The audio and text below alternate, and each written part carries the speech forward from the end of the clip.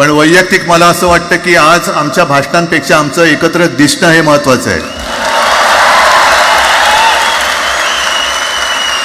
पण एक गोष्ट नक्की की आमच्या दोघांमध्ये जो काही अंतरपाठ होता तो आनाजी पंतांनी दूर केला.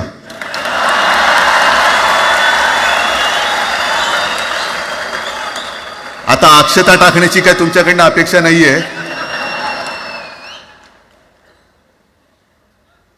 एकत्र आलोय एकत्र राहण्यासाठी.